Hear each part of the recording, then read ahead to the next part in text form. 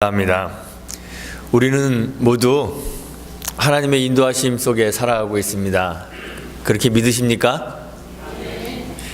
사람은 각각 자기 인생들을 자기가 설계하고 자기가 계획한 삶의 목표를 이루기 위해서 참 애쓰면서 살아갑니다. 또 세상을 이렇게 보면 사람들이 관여하고 있는 그런 삶의 각 분야에는 영향력 있는 그러한 사람들이 있어서 그 사람들이 설계한 대로 세상이 움직여지고 있는 것처럼 그렇게 보일 때도 있습니다. 그런데 잠언 16장 9절에서 지혜자가 이르기를 사람이 마음으로 자기의 길을 계획할지라도 그의 걸음을 인도하시는 이는 여호와시니라, 이렇게 이야기했습니다. 내가 계획하고 설계한 삶을 내가 이룰 수 있는 것은 내가 가진 능력이나 또 내가 가진 나만의 재능이나 또 내가 소유하고 있는 나의 그 자원들 때문이 아니라 인도하시는 하나님 때문이라는 그러한 말입니다. 그런데 잠언의 지혜자는 하나님이 우리의 계획을 이루어 주시는 것뿐만 아니라 거기서 한 걸음 더 나아가서 결국 이루어지는 것은 우리의 뜻이 아니라 하나님의 뜻이라고 그렇게 이야기합니다. 잠언 19장 21절에서 지혜자가 말하죠.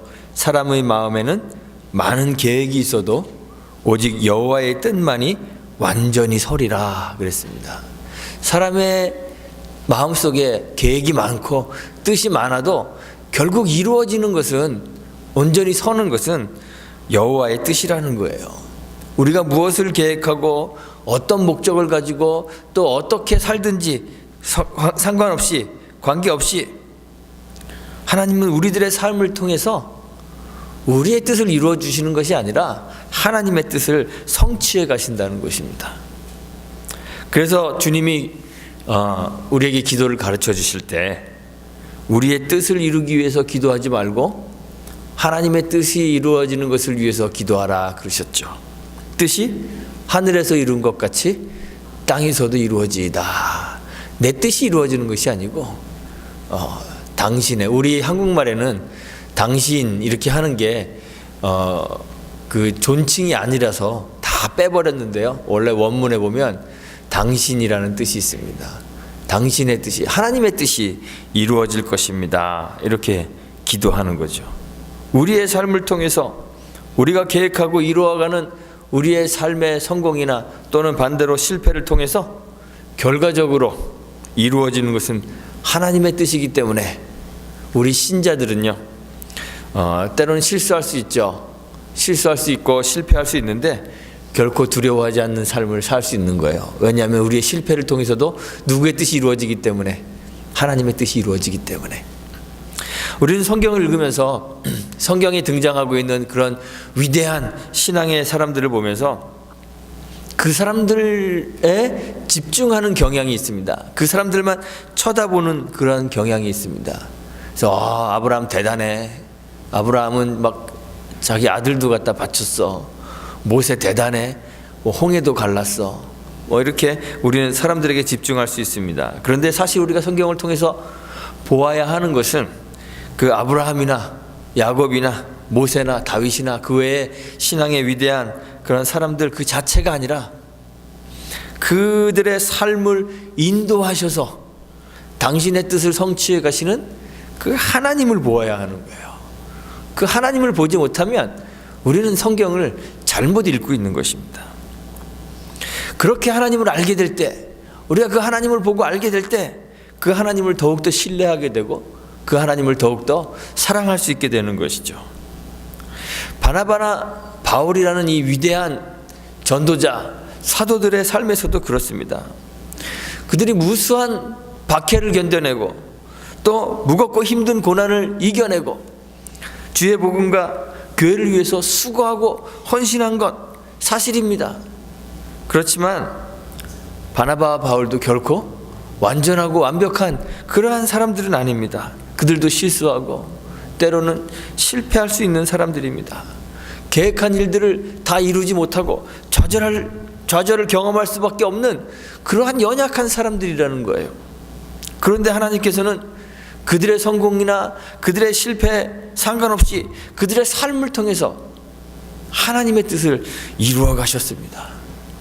하나님을 사랑하는 자, 곧 그의 뜻대로 부르심을 입은 자들에게는 모든 것이 합력하여 선을 이룬다. 로마서 8장 28절의 말씀이죠. 이 로마서 8장 28절의 말씀처럼 하나님께서는 바나바와 바울의 실패를 통해서, 그들이 당했던 고난과 박해를 통해서, 그들이 경험했던 좌절을 통해서 무엇을 이루어 가시나요? 하나님이 정하신 그 궁극적인 선을 이루어 가시는 거예요. 그것을 향하여 나아가게 하시는 거죠.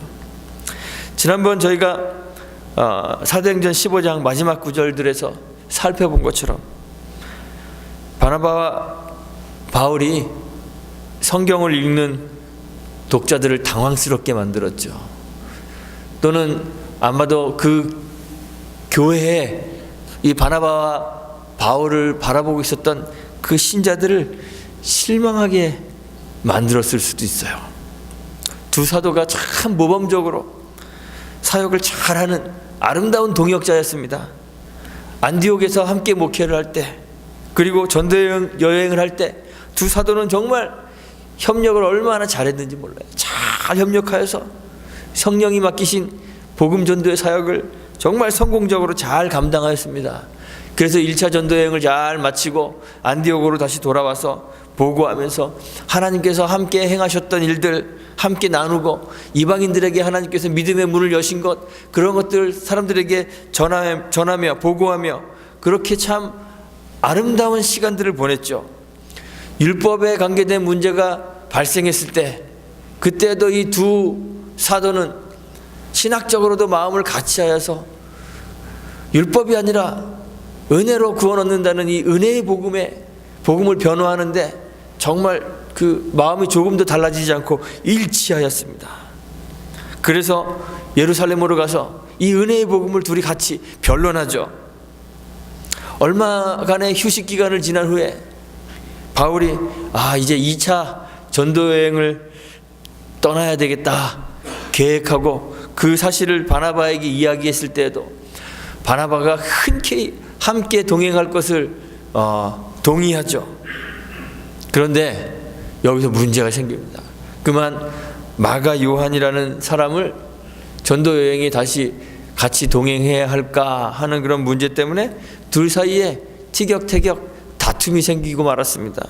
근데 성경 보니까요, 조금 다툰 게 아니라 심히 다투어서 둘이 갈라서기까지 돼버리고 만 거죠.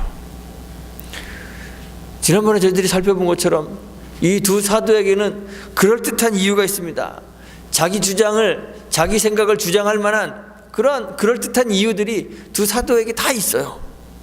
그런데 그렇다고 하더라도요, 이 두 지도자의 분열, 다툼은 그것을 바라보는 사람들을 실망시킬까요? 실망시키지 않을까요? 실망시킬 수밖에 없었을 거예요. 그것을 읽는 독자들도, 우리 신앙인들도 왜 싸웠을까? 겨우 이런 거 가지고 싸웠을까? 설교를 준비하는 저도 도대체 이걸 가지고 뭘 설교해야 될까? 고민하게 만드는 그러한 사건이 발생하게 되는 거죠. 아무리 그럴듯한 이유를 갖다 붙인다 하더라도 두 사역자 모두에게 이 사건은 하나의 실패인 것이 분명합니다. 2차 전도 여행을 위해서 바울이 계획을 했는데 그 계획을 시작도 하기 전에 그 계획이 어긋나 버리는 거예요. 이 다툼 때문에 바나바는요, 마가 요한을 데리고 구브로로 그냥 먼저 휙 떠나버리고 말았습니다. 이 구브로는 바나바의 출신지이기도 하면서 1차 전도 여행을 갈 때 처음으로 들렸던 그런 장소예요. 바울이 2차 전도 여행을 계획할 때 어떻게 계획했냐면 바나바한테 제안하기를, 우리가 주의 말씀을 전한 각 성으로 다시 가서 형제들이 어떠한가 방문하자, 이렇게 제안했습니다. 그러니까 2차 전도 여행은 새로운 곳을 가는 게 아니라 자기들이 전도했던 곳으로 다시 이제 차근차근 돌아다니면서 그 사람들을 격려하는 일을 하려고 하는 거죠. 복음을 받아들인 믿음의 형제들을 권면하고 교회를 든든하게 하는 그 일을 이제 하려고 계획을 했던 거예요. 그러니까 성경에 나와 있진 않지만 바울이 2차 전도 여행을 계획하면서 첫 번째 가야 할 곳이 어딜까요? 아마 구브로가 되겠죠. 그 1차 전도 여행 때 처음 갔던 곳이니까 구브로로 가야 되는데, 그런데 싸우고 갈라져 버린 바나바가 구브로로 먼저 가버렸으니까 바울이 또 구브로로 따라가기가 쉽지는 않겠죠. 아마 그랬을 것 같아요. 그래서 계획을 수정하여서 다른 길을 선택할 수밖에 없는 겁니다. 그래서 바울은요 1차 전도 여행의 역순으로 거꾸로 마지막 전도지부터 방문하게 됩니다. 그래서 수리아와 길리기아로 향해서 여행을 시작하죠. 그래서 더베와 루스드라에 이르게 되었습니다. 첫 번째 도착하는 데가 루스드라인데요, 루스드라는 바울에게 그렇게 썩 기분 좋은 장소가 아닙니다. 저 같아도 거기는 안 가고 싶을 것 같아요. 왜냐하면 거기서 바울이 안진뱅이를 일으켰습니다. 기적을 일으켰죠. 사람들이 막 몰려들어서 바울은 헐메라고 하고 또 바나바는 스스라고 하면서 막 두 사람 앞에 제물을 바치고 제사를 지내려고 합니다. 그래서 바울이 우리는 신이 아니고 사람이다, 유일한 경배의 대상이 있는데 그분은 하나님이다, 이렇게 하나님을 선포하고 주의 복음을 전했습니다. 거기까지는 좋은데요, 복음을 전하고 있는데 유대인들이 와서 다 산통을 깨트려 버렸습니다. 사람들을 선동하여서 이 바울을 돌로 쳤습니다. 그래서 돌에 맞아서 거의 죽게 되었습니다. 마치 죽은 것처럼 되어서 사람들이 바울이 죽은 줄 알고 성 밖으로 내다버렸던 그런 곳이 이 루스드라예요. 본래의 계획과는 다르게 어쩔 수 없이 루스드라를 향해서 가게 된 것이죠. 거기서는 바울의 계획대로 잘 진행이 됐을까요? 거기 가서도 바울이 계획한 대로 일들이 진행되지 않습니다. 아시아에서 말씀을 전하려고 했는데 아시아에서 말씀을 전할 수가 없게 되었습니다. 성경이 말하기를 죄송합니다. 성령이 아시아에서 말씀을 전하지 못하게 하셨다, 이렇게 기록하고 있어요. 어떤 방법으로 성령이 말씀을 전하지 못하게 했는지 성경이 침묵하고 있어서 우리는 알 수가 없습니다. 뭐 병에 걸렸었는지, 아니면 극심한 박해가 있었는지, 자연재해가 있어서 그 길로 갈 수가 없게 되었는지, 아니면 성령이 꿈이나 환상으로 나타나서 아시아에선 복음을 전하지 말라 이렇게 말했는지 우리는 알 수 없어요. 그러나 바울은 계획을 포기하고, 자기가 세웠던 계획을 포기하고 또 소아시아의 그 동북쪽에 있는 불기아와 갈라디아 땅으로 갈 수밖에 없었습니다. 그걸로 갔는데 거기서도 바울의 계획은 또다시 좌절을 맛봅니다. 바울 일행은 소아시아 북동쪽에 있는 비두니아로 가려고 했는데, 그렇게 계획하고 있는데 그 계획 또한 계획대로 실행할 수 없게 되었습니다. 성경을 보니까요 예수의 영이 허락지 않았다 그래요. 바울이 세우고 있는 모든 계획들이 지금 하나하나 다 허물어져 버립니다. 바나바와 다투고 헤어지는 그런 실패를 경험하고 하려고 하는 전도의 여행의 계획들이 하나씩 다 가로막혀서 정말 실망스러운 상황이 되어버렸죠. 그런데 하나님께서는 바울이 세운 계획들을 하나하나 가로막으시고 하나님 당신이 세우신 계획을 바울의 실패를 통해서 이루어 가세요. 바울에게 한 환상이 보였습니다. 마케도니아 그 건너편에 있는 드로아라는 곳에 이르렀을 때, 동쪽에 있는 드로아라는 곳에 이르렀을 때 밤에 바울이 한 환상을 보게 되었습니다. 그 환상 속에서 한 마케도니아 사람이 바울을 청하면서 마케도니아로 건너와서 우리를 도우라, 이러한 그 요청을 하게 됩니다. 바울과 이 바울의 일행은 이 바울이 본 환상을 하나님의 부르심으로 그렇게 인정하게 되죠. 그리고 마케도니아로 이제 가게 됩니다. 마게도니아로 가는 이 전도 여행은 바울이 계획한 것이 아니에요. 그런데 하나님께서 그를 이끌어 가셔요. 바나바가 다투고 먼저 구브로로 떠나버렸기 때문에 어쩔 수 없이 바울은 먼저 루스드라라는 곳으로 가게 되었는지도 모릅니다. 그런데 거기서 바울이요, 디모데라는 젊은 동역자를 만나게 됩니다. 디모데는 성경에 보니까 형제들에게 칭찬받는 자였고, 또 그 모친은 믿는 유대 여자이고 부친은 헬라인인 그런 혼혈의 젊은이였습니다. 디모데전서 4장 12절에 보면 바울이 디모데에게 편지 쓰면서 누구든지 내 연소함을 업신여기지 못하게 하라고 이렇게 권면하고 있습니다. 그러니까 남들이 업신여길 만큼 젊었을 거라는 거예요. 무척이나 젊은 사람이었을 거예요. 디모데는 후에 바울의 글들을 보면 교회를 위해서 또 바울을 위해서 꼭 필요한 정말 중요한 사람이 되었어요. 바울이 디모데를 고린도후서 1장 1절에서는 형제라고 부르는데요, 디모데전서 1장 2절에서는 믿음의 참 아들이다 그렇게 불러요. 그리고 디모데 후서에서는 사랑하는 아들이다 이렇게 부르죠. 바울과 함께 소아시아로, 헬라로, 마케도니아로, 로마로 순회하면서 바울과 함께 수고하는 그런 동역자였습니다. 로마서 16장 21절에서 그렇게 얘기해요. 수고하는 동역자다.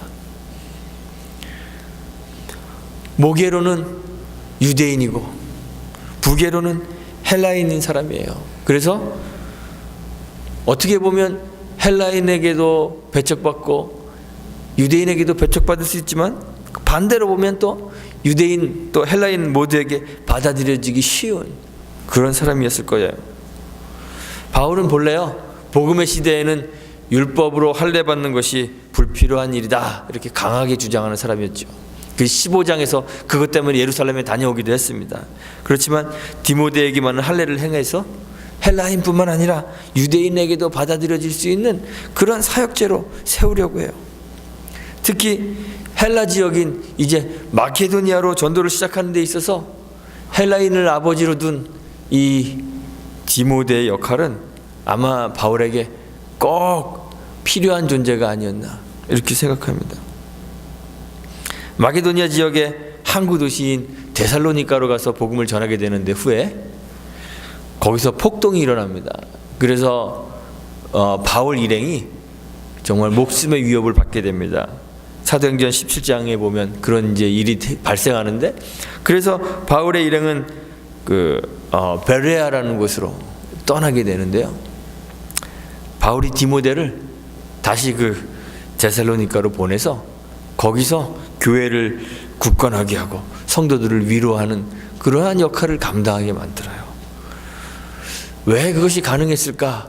아마도 이 디모데에게 전해져 있는 그 헬라인의 그러한 혈통 때문이 아닌가 이렇게 생각이 됩니다. 하나님은 바울과 그의 일행의 아시아에서의 계획을 좌절시키십니다. 하나님이 왜 복음을 전하는데 나를 막으시지? 그런데 그들을 헬라 지역인 마케도니아로 부르셔서 복음을 전하고 거기에 이제 교회를 세우게 하십니다. 복음이 팔레타인 지역에서 시작했는데 팔레타인 지역과 소아시아를 넘어서 유럽으로 확장되도록 하나님께서 계획하시고, 당시의 문화를 지배하던 헬라 문명의 그 중심 본산지인 그 마케도니아에 하나님의 복음이 전해지게 하시는 거예요. 이 일에 사용되도록 유대 문화와 헬라 문화에 익숙하고 믿음의 형제들에게 칭찬받는 이 젊은 사역자 디모데를 준비하시고, 루스드라로 바울을 보내시고 거기서 디모데를 만나게 하셔서 일행이 되게 하시고 복음을 전하는 일에 함께 사용되어지도록 그렇게 하나님이 이끌어 가시는 거죠. 바나바와의 다툼과 결별로부터 소아시아에서의 좌절, 비두니아로 가려고 하는 계획의 좌절, 이런 여러한 실패들이 사람들을 실망시킬 수는 있지만, 낙담하게 할 수는 있겠지만, 결국 그러한 실패들을 통해서도 하나님께서는 하나님 나라를 세우려고 하시는 그 하나님의 계획과 뜻을 이루어 가신다는 거예요. 우리의 삶에서도 그렇습니다. 우리는 우리 자신이 우리의 삶을 만들어가는 줄 압니다. 내가 세워놓은 목표, 내가 꿈꾸고 있는 세속의 꿈들, 그런 것들 이루기 위해서 내가 계획하고 내가 설계하고, 그러면서 그 설계한 대로 내가 살면서 내가 예측한 결과가 나오기를 그렇게 꿈꾸죠. 그것을 얻어내야 한다고 생각합니다. 그래서 우리의 삶은 우리가 살펴보면 우리 자신에게 집중되어 있어요. 우리 자신이 삶의 목적이 되는 거죠. 나를 위해 살아가는 거예요. 세상에서 아무런 목표도 가지면 안 되고 목적의식 없이 살아야 된다, 이런 말을 하는 것이 아닙니다. 우리가 세상에서 가지는 목표와 계획들이 우리가 도달해야 할 궁극의 목적은 아니라는 사실입니다. 그것을 알아야 한다는 것입니다. 우리가 계획하는 삶, 우리가 설계해 놓은 우리의 인생, 모든 것이 사실은 하나님의 계획과 하나님의 뜻 안에 있어서 하나님의 뜻을 이루기 위해 봉사할 때만 의미가 있다는 사실입니다. 그걸 기억하라는 것입니다. 우리가 설정해 놓은 세속의 목표가 우리의 궁극의 목적이 아니기 때문에 때로는 우리가 세워놓은 목표가 좌절되고 우리의 꿈이 실패될 때에도, 우리 계획이 실패할 때에도 우리가 절망하지 않고 여전히 소망을 가질 수 있게 되는 거예요. 왜요? 그것이 우리의 궁극적인 목적이 아니기 때문에. 하나님께서 우리의 실패와 좌절을 통해서도 모든 것이 합력하여 선을 이룬다는 것, 하나님의 궁극적 목적을 이루어 가신다는 것을 믿기 때문에 우리가 좌절하지 않는 것이죠. 세상에서 신자의 삶이 늘 평탄할 수만은 없습니다. 내 자신의 욕심을 위해 살지 않고 신실하게 하나님 말씀대로 산다고 해서 우리의 삶이 우리가 짜놓은 계획대로 다 이루어지는 것 절대로 아닙니다. 결코 아닙니다. 바울의 일행이 자기의 안위를 위해 살지 않고 하나님 나라를 위해서, 복음 전파를 위해서 계획하고 그 계획을 실행하려고 자기를 헌신하고 노력했음에도 불구하고 다툼이 일어나고 실패하고 좌절했던 것처럼 우리의 삶에서도 우리는 우리의 계획이 무참히 실패하고 좌절하게 될 그런 때가 분명히 있어요.